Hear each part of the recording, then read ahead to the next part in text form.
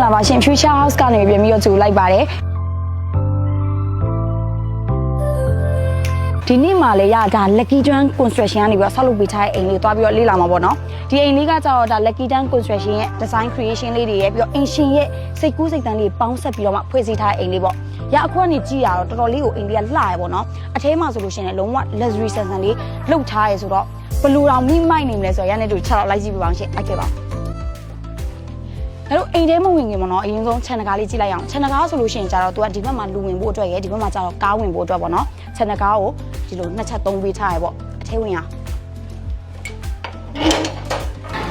နောက်ဒီခြံလေးရဲ့အကျယ်ဝန်းကကျတော့ပေ20 60အကျယ်ဝန်းရှိတယ်အိမ်လေးရဲ့အကျယ်ဝန်းကကျတော့18ပေ51ပေအကျယ်ဝန်းရှိပါရဲ့ရှင့်အဲ့တော့အခုခြံထဲဝင်လိုက်ပြီဆိုတာနဲ့ဒီမှာဆိုလို့ရှိရင်အိမ်ထဲဝင်တဲ့မင်းတက္ကမကြီးပေါ့နော်ကျွန်းတကားကြီးနဲ့လုပ်ပေးထားတယ်အဲ့ဒီမသွားခင်မှာဒီဘက်မှာကြာကားပကင်လေးရှိရပေါ့ကားပကင်လေးဆိုလို့ရှိရင်လည်းအိမ်ရဲ့အောက်မှာသူကစင်ဝင်ပုံစံမျိုးလေးနဲ့လုပ်ပေးထားရပေါ့နော်နောက်တစ်ခုကကျတော့ရောက်စင်ဝင်အပေါ်လေးမှာမျက်နှာချက်ကောပြီး runner မျက်နှာချက်လေးတွေကိုလည်းဘိုင်ဝူးပုံစံမျိုးလေးနဲ့ဒီဇိုင်းလုပ်ပေးထားသေးတယ်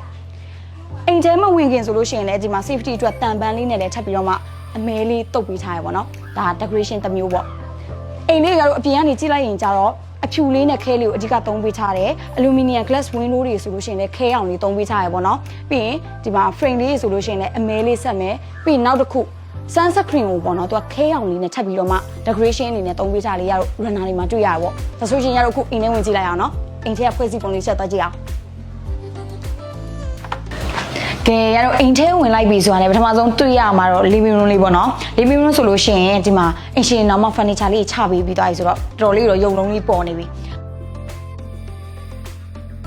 အောက်မှာဆိုလို့ရှိရင်လည်းသူကဒီကျုံးပါကေးတွေအပြည့်တဲ့အိမ်လုံးလေးပါခင်းပေးထားရပေါ့နော်အပေါ်မှာ ceiling design လေးဆိုလို့ရှိရင်လည်း broad dome ပုံစံမျိုးလေးတွေမှာခဲအောင်လေးတုံးပေးထားရရှင်ရောက်တဲ့အိမ်လုံးလေးပါကိုအဖြူရောင်လေးတုပ်ပေးထားတယ်ဒီစီလင်ဒီဇိုင်းလေးကိုကြတော့ခဲအောင်လေးနဲ့ပေါ့နော်ပြီးအောက်မှာဆိုလို့ရှိရင်လည်းကျွန်းပါကေးလေးနဲ့ဆိုတော့ဒါလုံးဝကိုကာလာတော့ match ဖြစ်နေပြီပေါ့ပြီးအလူမီနီယမ် glass window လေးကိုပတ်ပတ်လည်မှာတက်ပေးထားရပေါ့နော်အလင်းရောင်တော့ကောင်းကောင်းလေးဝင်ပါဒါပေမဲ့လည်းလောစေကရတော့အလုံအနေနဲ့ပေါ့ဒီမှာလိုက်ကလေးနဲ့ထက်နေတော့အင်ရှင်က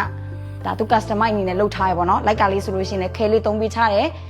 ပြီးမီးဆိုင်လေးမီးဆိုင်ကတအားကို luxury ဖြစ်လို့ ਨੇ share ပဲပေါ့နော်တက်ထားတဲ့မီးဆိုင်ကတအားတော့ဟိုထဲဝါသွားရပေါ့နော်အဲကန်လေးကရောက်ဒီကနေပြီးတော့အပြင်လမ်းကြည့်လိုက်မယ်ဆိုလို့ရှိရင်တော့အပြင်မှာကားပကင်လေးရှိရပေါ့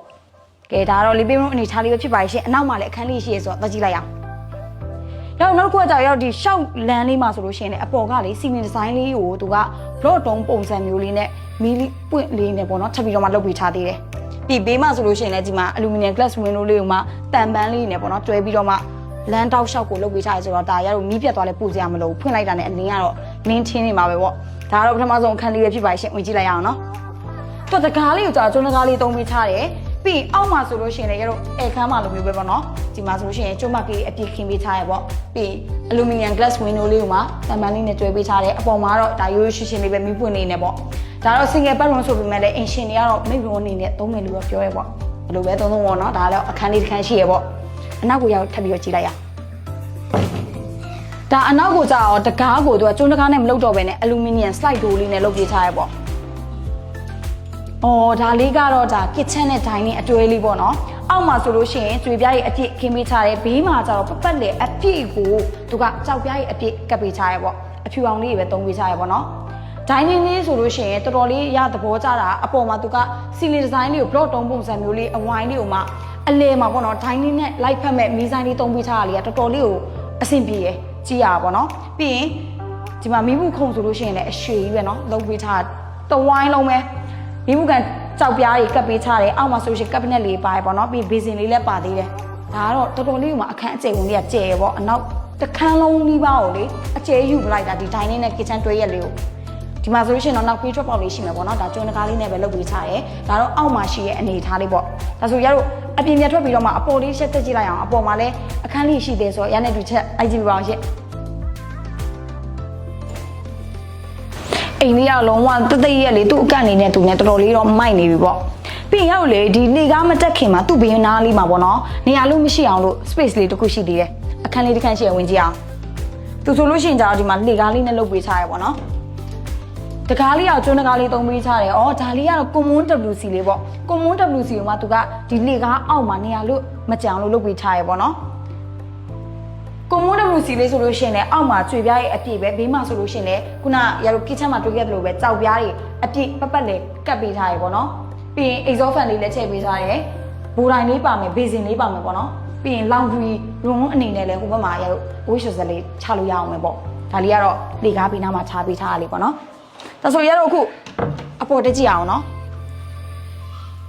ရတော့အပေါ်တက်မဲ့လေကားလေးဆိုလို့ရှိရင်လေသူကဒီကျွန်းပါကေကိုပဲထပ်ပြီးတော့မှသုံးပေးထားတယ်ပြီးလက်ရန်ဆိုလို့ရှိရင်လည်း bio ဝူကိုမှမှန်တယ်ပေါ့နော် glass နဲ့တွဲပြီးတော့သုံးပေးထားတဲ့အခါကျတော့ဒါလေးကလည်း luxury ဆန်တယ်ပေါ့အခုအပေါ်တက်ကြည့်အောင်ရောက်ဒီလေကားထောက်ချိုးလေးမှာဆိုလို့ရှိရင်လည်းသူကမီးဆိုင်လေးကိုပေါ့နော်ဒီမှာတွဲလောင်းလေးနဲ့အလှဆင်ပေးထားသေးတယ်အပေါ်ထက်ထက်ကြမှာရှင့်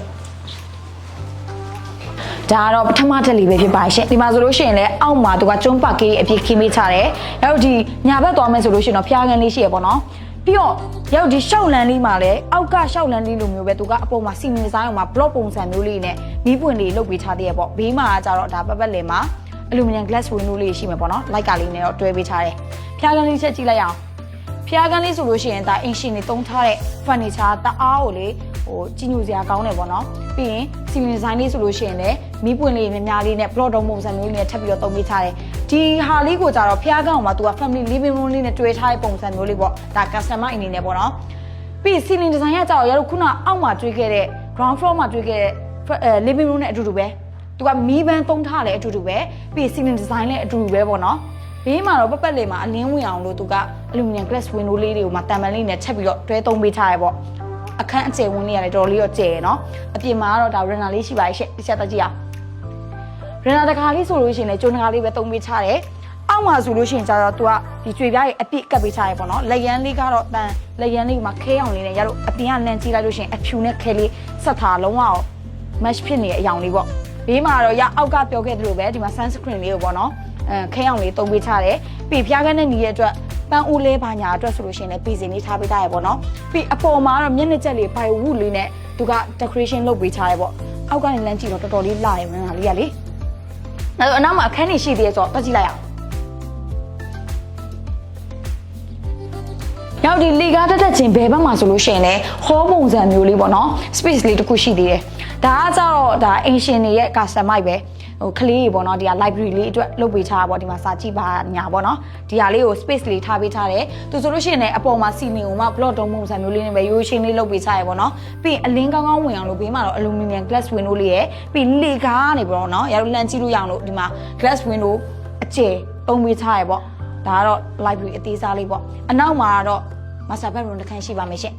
တကားဆိုလို့ရှိရင်လည်းကျုံတကားလေးသုံးပေးထားရပေါ့နော်ဒီအိမ်မှာကျတော့လေကျုံတကားတွေရောပြီးမီးဆိုင်တွေဆိုလို့ရှိရင်လည်း share သုံးပေးထားရပေါ့နော်ပြီး bio wood တွေရောပြီးကျုံပါကေးကြတယ်လုံးဝ great အမြင့်ဆိုတော့ရ3300ဆိုတော့တော်တော်လေးတန်တယ်လို့တောင်ရမြင်တယ်ပေါ့နော်အဲ့ဒါရအမြင်ပေါ့ဒါဒီဟာလေးက master bedroom လေးပဲဖြစ်ပါရဲ့ရှင်အပေါ်မှာဆိုလို့ရှိရင် ceiling ကလုံးဝတအားမိုက်နေရောတုံးထားတဲ့မီးဆိုင်လေးကလည်းရိုးရိုးရှင်းရှင်းလေးကိုမှလုံးဝ modern design ပုံစံမျိုးလေးပေါ့နော်ပြီးရင်အနောက်မှာရေချိုးခင်းတဲ့အိမ်သားလေးပါပါမယ်ရှင်ရေချိုးခင်းတဲ့အိမ်သားဆိုလို့ရှိရင်လည်းသူကတကားလေးကိုကျုံတကားလေးပဲသုံးထားရပေါ့နော်အထဲမှာဆိုလို့ရှိရင်တော့ဒီမှာဘေးစင်လေးပါမယ်ရေပူရေအေးလေးပါမယ်ပေါ့ပြီးရင်ဘိုးတိုင်းလေးပါမယ်အိမ်စောဖန်လေးလည်းထည့်ပေးထားသေးတယ်ဒါကတော့ master bedroom မှာထည့်ပေးထားတဲ့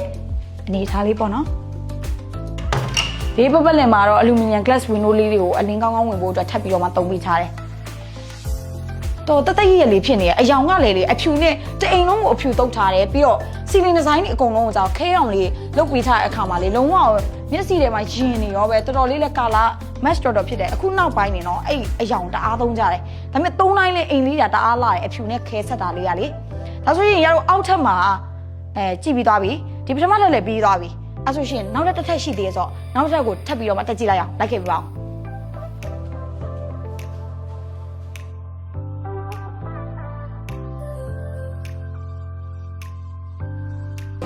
ဒီလေကားအတက်လေးမှာဆိုလို့ရှိရင်လည်းလေအပေါ်မှာသူကစီမင်းဒီဇိုင်းကြီးထပ်လုပ်ပေးထားသေးတယ်ဒါကတော့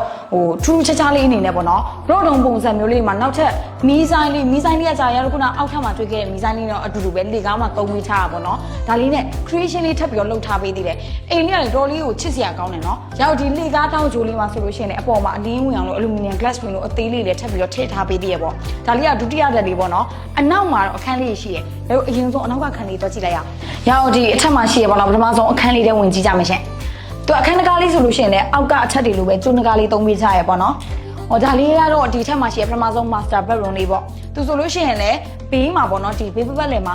aluminum glass window လေးတက်ပေးထားတယ်ဒီမှာအိပ်ရာလေးနဲ့ဆိုရောက်မနေ့ကျရင်ဒါလိုက်ကဆွဲလိုက်တာနဲ့အလင်းကတန်းပြီးတော့ဝင်လာပဲပေါ့နော်ပြီးတော့စီလင်ဆိုင်လေးဆိုလို့ရှိရင်လည်းရိုးရိုးရှင်းရှင်းလေးပဲလုပ်ပေးထားတယ်ပြီးရင်မီးဆိုင်လေးကကြတော့ရတော့ကာစတမိုက်အနေနဲ့ပေါ့မီးဆိုင်လေးနှစ်ခုကိုပဲအလှဆင်ပေးထားတယ်ဒါကတော့ရိုးရိုးရှင်းလေးပဲအခန်းလေးကရေချိုးကနေအိမ်တိုင်းကိုကြည့်လိုက်ရဒါရေချိုးကနေအိမ်သားကလည်းရထွေထူးတော့ပြောစရာမရှိဘူးအောက်ကအထက်ကမာစာဘက်ဘုံကရေချိုးကနေအိမ်သားနဲ့အတူတူပဲအောက်မှာကျွေပြားအပြည့်ပါတယ်ပြီးမှဆိုလည်းကြောက်ပြားရည်နဲ့ပေါ့နော်ပြီးရေဘူးလေးအေးလေးရဲ့ဘူတိုင်းဘေးစင်အပေါ်မှာလည်း exhaust fan လေးထည့်ပေးထားတည်တယ်ဒါပထမဆုံးရောက်တွေ့ရမယ့်မာစာဘက်ဘုံလေးပေါ့ဘေးမှာအခန်းတစ်ခန်းရှိသေးတယ်အဲ့အခန်းလေးကနေရချင်တယ်ပေါ့နော်မာစာဘက်ဘုံပဲဖြစ်လိမ့်မယ်ချင်တယ်တကြည့်ရဒါသူရဲ့ကက်ရက်မှာတော့နောက်တစ်ခန်းရှိပါရှင့်ဒီအခန်းလေးကလည်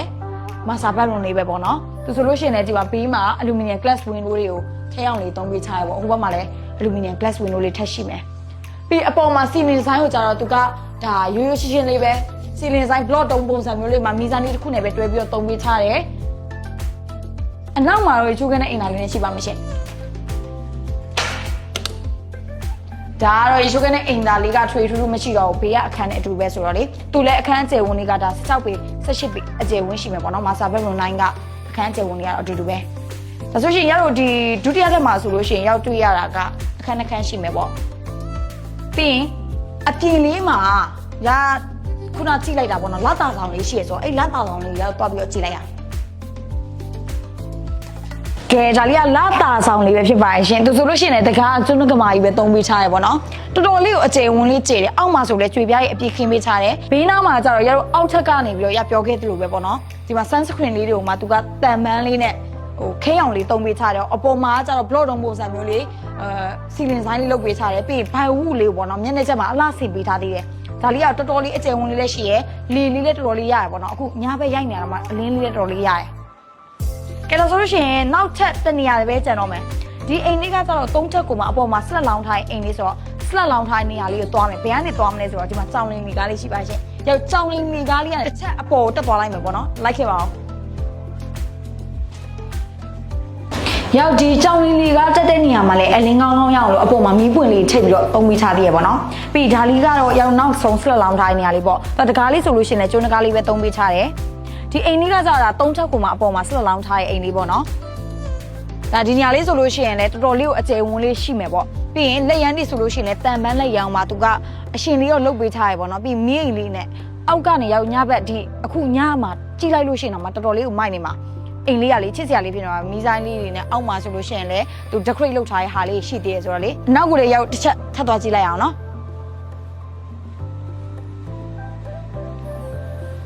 ်ဒီမှာဆိုလို့ရှိရင်လည်းတော်တော်လေးကိုအကျယ်ဝန်းလေးရှိမယ်ပေါ့ကဲဒါဆိုလို့ရှိရင်ရတော့ဒါ၃ချက်ကိုမှအပေါ်မှာ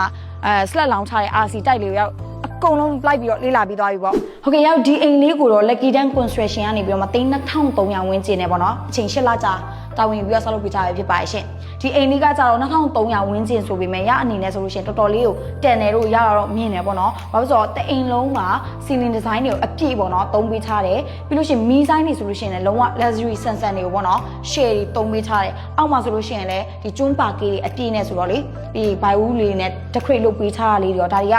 လုံးဝတန်တယ်လို့မြင်ကျင်စရာပေါ့နော်တကယ်လဲတန်ပါတယ်ဒါကြောင့်မလို့မိတ်ဆွေတို့အနေနဲ့အိမ်ဆောက်မယ်ဆိုလို့ရှိရင်ဒီ Lucky Dan Construction နဲ့ဆက်သွယ်ပြီးတော့မှ Interior Design တွေရော Exterior Design တွေရောပြီးတော့ပေါ့နော်ကိုယ့်ရဲ့ budget man တွေတိုင်းတိုင်ပင်ညှိနှိုင်းပြီးတော့မှဒီရေမီးစေးအကုန်လူတက်နေုံလောက်အထိပေါ့နော်မိတ်ဆွေတို့အနေနဲ့ဆောက်လို့ရရဆိုတဲ့အကြောင်းလေးလည်းရဒီကနေပြီးတော့သတင်းကောင်းပါပေးလိုက်ပါရှင်နောက်နေ့မှလည်းရအိမ်လှလှလေးနဲ့တူပြန်လာခဲ့ပါဦးမယ်ဒါကြောင့်မလို့ရရဲ့ page လေးကိုလည်း like and follow လုပ်ဖို့မမေ့ပါနဲ့နော်နောက်နေ့တွေမှာအိမ်အစ်စ်လေးနဲ့တူပြန်လာခဲ့ပါဦးမယ်ရှင်ကျေးဇူးအများကြီးတင်ပါတယ်